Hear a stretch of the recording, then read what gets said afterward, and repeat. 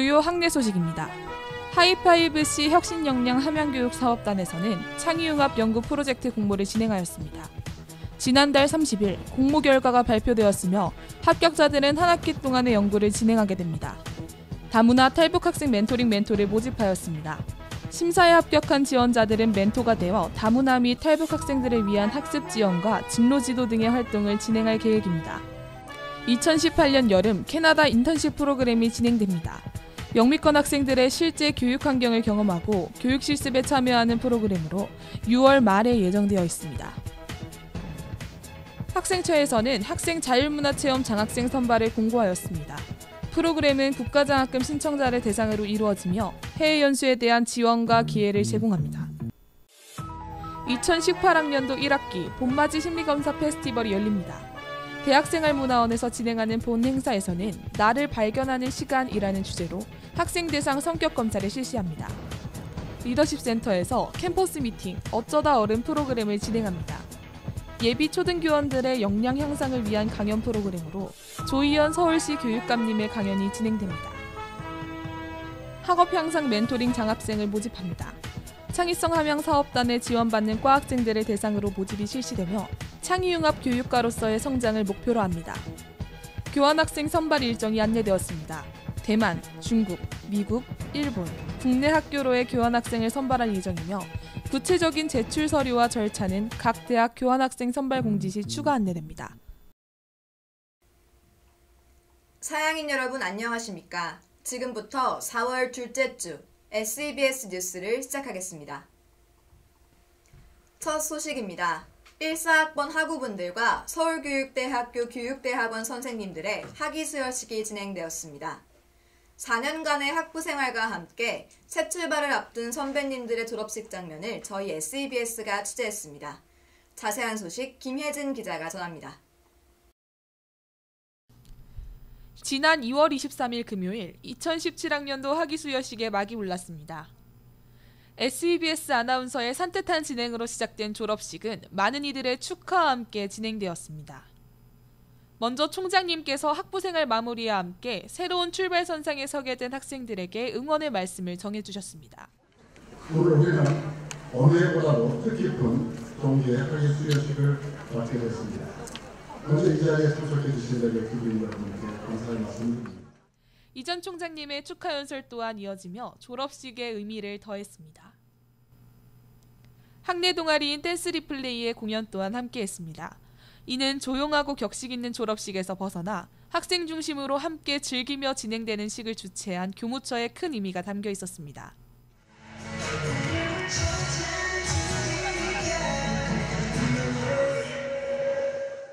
마지막으로 졸업증서 수여와 교연 자격증 수여를 끝으로 졸업식은 마무리되었습니다. 졸업식이 끝나자 4년간의 학부생활을 뒤로하고 다양한 곳에서 꿈과 끼를 펼치는 삶을 응원하는 이들의 목소리로 교정은 가득했습니다. 이상 SEBS 김혜진 기자였습니다. 다음 소식입니다. 이듬해 3월 큰 입시를 치르고 서울교육대학교에 당당하게 입학한 서울교육대학교 신입생들을 환영하는 서울교육대학교 신입생 오리엔테이션이 영종도 스카이리조트에서 2박 3일 동안 진행됐습니다. 재학생들은 건전한 술문화 정착을 위해 특별히 애썼다고 하는데요. 그 훈훈한 현장 김혜은 기자가 전합니다. 2월 26일 월요일 영종도 스카이 리조트에서는 2박 3일간 함께 동고동락할 신입생들은 입소식을 시작으로 신입생 오리엔테이션의 막을 올렸습니다. 우리는 신입생들의 OT에 대한 부푼 기대의 목소리를 들어볼 수 있었습니다. 기대되면서도 걱정됐던 게 이제 선배들이랑 만나는 거였는데 조금 친해지기 어렵지 않을까 해서 걱정도 되고, 또 선배들을 저희는 많이 만나서 친해질 기회가 없어가지고 많이 기대가 됐었는데, 저는 일단 교대니까 친구들끼리 같은 고민을 가진 동기들을 만난다는 그런 설렘이 가장 컸던 것 같습니다. 우리는 또한 신입생을 맞이하기 위해 밤낮으로 고민하고 준비한 재학생들의 목소리도 들을 수 있었습니다. 일단 과에서는 과가 다 소개글을 작성해서 신입생들 영입에 힘을 썼고요. 그뿐만 아니라 OT 전체적인 거에서 과별 시간 같은 거 많이 가지면서 후배들과 친해지는 시간 이런 걸 많이 준비한 것 같고, 후배들끼리도 친해지는 시간을 많이 준비한 것 같습니다. 이제 처음 접한 아이들이 이제 많을 건데 비데이 팀에서 과장들 같은 경우에는 우선 작년보다도 그 술을 주는 양을 줄였어요. 술을 이제 절대적인 양을 줄임으로써 이제 같이 마시는 그 양을 줄였던 것 같아요. 또한 술을 못 마신다고 이제 신입생들이 사전에 얘기를 하면은 술 안 마시는 이런 스티커 같은 거를 붙임으로써 이제 선배들이 이 학생은 술을 못 마시는구나라고 확인할 수 있는 그러한 제도를 이제 마련을 했다고 저는 알고 있습니다. 과별 시간에는 재학생이 준비한 게임으로 신입생들과의 친목을 다질 수 있었습니다. 또한 건전한 술문화 정착을 위해 준비된 그린 스티커를 붙여 주량에 맞게 술을 마실 수 있도록 주도했습니다. 과음으로 인한 사고를 줄이기 위한 재학생들의 노력이 크게 돋보이는 OT였습니다. 이 외에도 재학생들의 동아리 홍보를 위한 공연들도 함께했습니다. 신입생들에게 다양한 볼거리를 제공했습니다.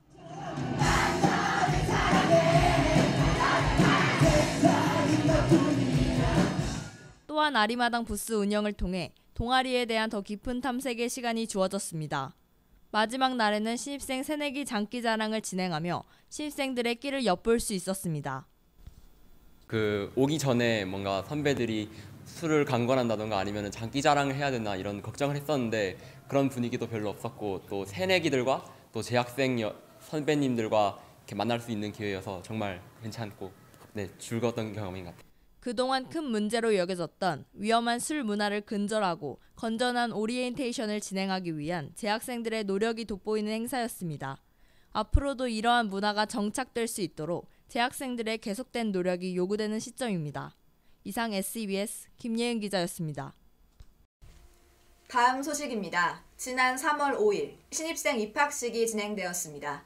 갓 입학한 새내기들의 풋풋함을 담은 자세한 소식, 김혜진 기자가 전합니다. 서울교육대학교에서의 시작을 알리는 입학식이 지난 3월 5일 열렸습니다. 많은 이들의 축하를 받으며 신입생들은 서울교육대학교의 학생임을 선언했습니다.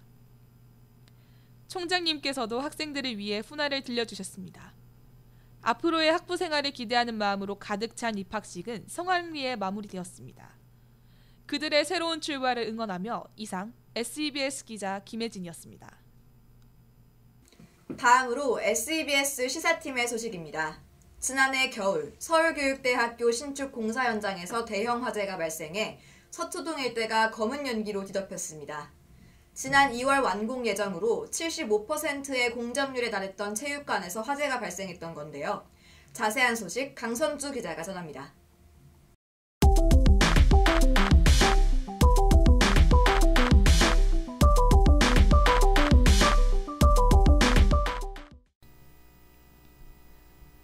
지난 11월 16일 오전 서울교육대학교 신축 공사 현장으로 알려진 미래융합예체능연구실습센터에서 큰 화재가 발생해 학생들이 대피하는 소동이 벌어졌습니다.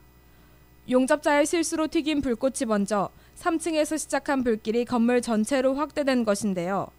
골프 연습장, 미술 전시실, 무용 실습실 등 다양한 예체능 계열 과목의 실습이 이루어질 수 있도록 설계된 이번 연구센터 건축은 준공을 앞두고 화재가 발생해 그 안타까움을 더했습니다.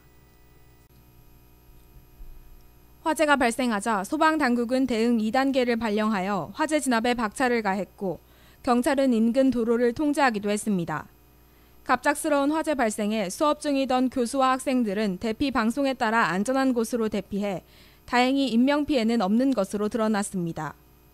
그러나 신축 공사 현장 바로 옆 건물인 서로관에 거주하는 학생들은 유해 연기로 인해 기숙사 출입이 장시간 통제되는 등의 불편함을 겪기도 했습니다. 화재 발생 당시 서로관의 대처와 대피 과정에 대해 설명해 주시겠습니까? 네, 저는 화재 진압 당시에 3, 4교시 수업 준비로 샤워를 하는 중이었는데요. 시끄러운 소리에 황급히 나가보니 사감 선생님께서 어서 대피하라는 방송을 계속 내보내고 계셨습니다. 그래서 안내에 따라서 학생회관 쪽으로 서로관 학생들은 모두 대피를 했고요. 그리고 이후에 교내에서 완전히 벗어나라는 방송을 듣고 인근 카페나 집으로 대피했습니다. 화재로 인해 유입된 유해가스로 화재 당일 서로관 출입이 잠시 통제되었는데 어떤 어려움이 있었습니까? 네, 우선 기본적으로 휴대폰이나 지갑 등 생필품을 급하게 가져나오지 못한 불편함이 컸고요. 그리고 지방에 사는 친구들은 주변에 있는 지인의 집에 가거나 혹은 다음날 수업 준비를 하지 못한 채 지방에 있는 집에 내려가야 하는 등 큰 불편함을 겪었습니다. 교내 시설팀 측에서는 올해 6월 말 준공 예정이었던 미래융합예체능연구센터가 화재로 인한 철거 과정이 더해지면서 12월 말 준공 예정으로 약 6개월 정도 그 공정이 늦춰졌다고 밝혔습니다. 현재 화재가 난 부분은 완벽히 철거하는 작업 중이며 철거 작업은 6월 말에서 7월 정도까지 지속될 것이라고 합니다. 준공 예정일인 12월 이후에는 기자재를 갖추어 내년 봄인 3월부터 본격적으로 연구센터를 사용할 수 있을 것으로 보입니다. 다행히 인명피해가 없었던 이번 화재는 보수 공사를 통해 차츰 그 모습을 회복해 나가는 듯 보입니다. 이번 기회를 통해 학교 측의 화재 발생 시 대처 방안을 확고히 하여 만일의 상황에 언제나 대비할 수 있는 체제를 갖추어야 할 것입니다. 또한 겨울철 공사 현장 안전사고에 각별히 유의하고 공사 현장에 적절한 장비를 갖춤으로써 초기 화재 진압에 적절한 조치를 취할 수 있어야 할 것으로 보입니다. 지금까지 SEBS 기자 강선주였습니다. 네, 다음으로 SEBS가 만난 사람들입니다. 우리 학교에서 진행하는 해외 교육 봉사를 다녀오신 분들을 만나보았다고 하는데요. 지금 바로 만나보시죠.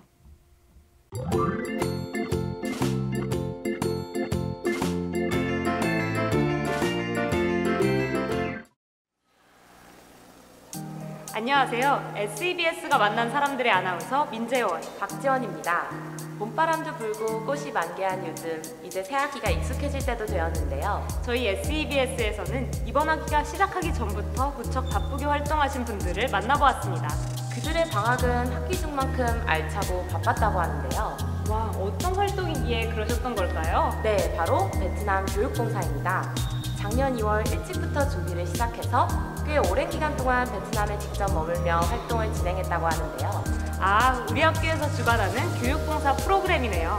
10명 남짓한 인원이 함께 준비하고 직접 행사를 운영하는 그런 봉사활동이라고 들었습니다. 저희 SEBS가 그 경험이 궁금해서 직접 한번 찾아가 보았습니다. 더 이상 긴 설명은 생략하고 그럼 그 이야기 속으로 들어가 보겠습니다. 지금 바로 만나보러 가시죠. 네, 안녕하세요. 저는 초등교육과 17학번 손영상입니다. 안녕하세요. 저는 17학번 초등교육과 양준혁입니다.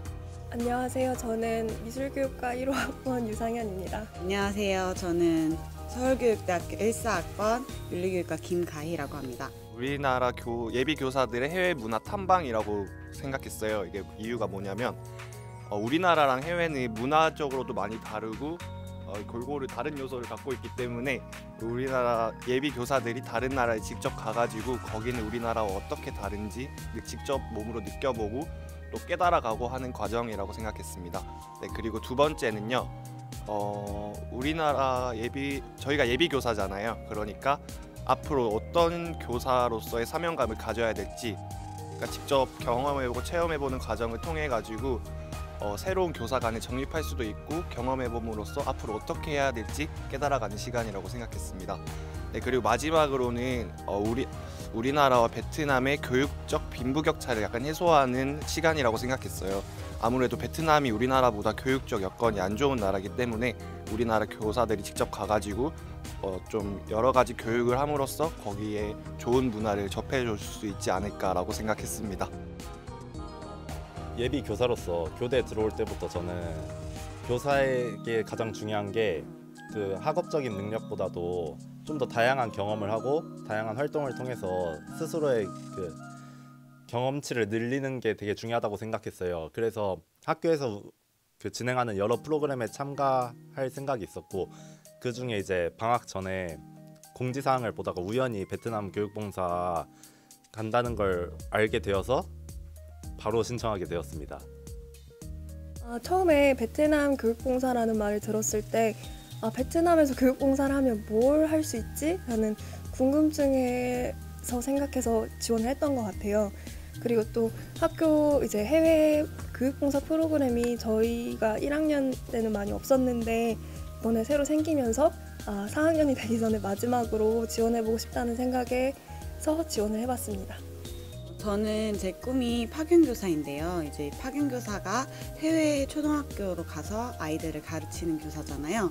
그래서 저에게 필요한 게 무엇보다 그 나라 혹은 그 아이들은 어떤 성향을 띠는지에 대한 경험이 필요했기 때문에 제 꿈을 이루기 위해서 갔다고 생각합니다. 제가 먼저 소개해드릴 부분은 사전활동인데요. 저는 이번에 베트남 교육봉사의 학생 대표로 참여했기 때문에 사전활동에 있어서 조금 더 신경을 썼던 것 같아요. 그래서 물론 그 수업 지도안을 짜거나 앞으로 베트남 갈 때 어떤 문화를 맞닥뜨리게 될지에 대한 생각하는 것도 있었지만, 제가 좀 더 신경 썼던 부분은 각 구성원들이 어떤 역할을 분담해서 교육봉사를 갔을 때 협력적으로 활동할 수 있는지에 대해서 생각을 했었고요. 또 하루에 하나씩 한 명이 베트남 문화나 아니면 우리가 써먹을 언어를 어떻게 번역하는지, 뭐 화장실 가고 싶어요 나 아니면 이건 얼마예요, 이런 언어들을 올리는 담당을 정해서 서로 좀 배워가도록 하는 시간을 가졌었고, 교육봉사 가기 전날에는 사전교육을 통해서 전반적인 문화와 어떤 앞으로의 다짐 이런 거에 대해서 배울 수 있었습니다. 네, 저희의 전반적인 활동은 크게 두 가지로 나눌 수 있는데요. 교육봉사와 노력봉사로 나눌 수 있어요. 저는 노력봉사에 대해 말씀드릴게요. 저희가 갔던 삼성희망학교는 약간 방과후 학교 체제라서 아이들이 오후에 자기가 다니는 학교를 마치고 이 학교에 오는 시스템이었거든요. 그래서 저희가 오전에는 시간이 많이 남았었기 때문에 학교에서 노력봉사를 진행했어요. 크게 어떤 일을 했냐면, 일단은 학교 주변에 우거진 잡초들을 열심히 뽑았고요. 그리고 거의 화단이 약간 휑하더라고요. 그래서 저희가 꽃을 심고 직접 비료를 줌으로써 꽃이 무럭무럭 자라날 수 있도록 힘을 줬고요. 또 그리고 기구들이 좀 오래돼서 낡았어요. 그래서 페인트 같은 것도 저희가 직접 하나하나 칠하면서 깔끔하게 새 모습을 찾게 도와줬고요. 그리고 저녁에는 아이들이 급식을 하는데 손이 약간 많이 부족했어요. 그래서 저희가 직접 아이들에게 맛있는 밥을 떠주면서 직접 이렇게 교류하고 서로 얘기하면서 맛있는 밥을 먹을 수 있는 시간을 제공해 주었습니다. 교육봉사는 이제 초등과 중등으로 나눠서 진행했는데요. 초등에서는 이제 K-팝, 그다음에 별자리 만들기, 그다음 전통놀이 체험 이렇게 3개 수업을 진행했고요. 중등에서는 이제 K-팝, 단소, 드림캐쳐 만들기, 그다음에 미니 운동회 이렇게 4가지를 수업을 진행했어요. 저희는 이제 방과후 수업 같은 느낌이라 주로 예체능 위주의 수업을 진행했고요. 그 수업은 이제 초등부가 오는 시간이 있고 중등부가 오는 시간이 있었어요. 초등부가 왔을 때는 그 중등부 수업을 맡으신 그 담당 교사들이 이제 초등부 수업에 들어가서 보조교사 역할로, 예체능 수업이다 보니까 손이 가는 일이 되게 많았어요. 그걸 이제 같이 도와주고, 수업할 때 있어서 뭐 필요한 준비물이나 재료가 있다 하면 같이 준비해주는 역할을 했고요. 그 다음에 이제 중등부 때는 이제 마찬가지로 초등부 선생님들이 이제 보조교사로 들어오셔서 수업을 되게 많이 도와주셨어요. 거기다 현지에 원래 있던 그 베트남 삼성희망학교 선생님들께서도 각 수업마다 2-3분씩 맡아가지고 들어오셔서 우리가 이제 언어적으로 힘들 땐 언어적으로 도움을 주시기도 하셨고, 또 학생들을 잘 아시는 선생님이다 보니까 학생들 관리에 있어서도 되게 많은 도움을 주셨던 것 같아요. 이번 교육봉사에서 제가 단소 수업을 진행하게 되었는데, 단소라는 악기나 이제 예체능 과목에서 학생들이 동기가 안 생길 때는 되게 수업이 힘들다는 걸 느꼈어요. 특히나 베트남의 그 언어의 장벽이 있는 곳에서 아이들의 흥미를 유발하지 못하다 보니까 되게 수업하는 데 있어서 많이 힘든 점이 있었습니다. 저희가 베트남어가 안 돼가지고 되게 고생해서 수업을 했거든요. 말이 안 통하니까 말도 좀 간단한 거는 배워서 쓰고 아니면 거의 바디랭귀지로 소통을 했는데, 마지막에 아이들이 그 전에 이제 드림캐쳐라고 만들기 수업을 했는데 처음에는 이게 안 될 줄 알았는데 마지막에 다 완성을 해서 저희 앞에서 보여주고 재밌었다 할 때가 가장 즐거웠던 것 같습니다.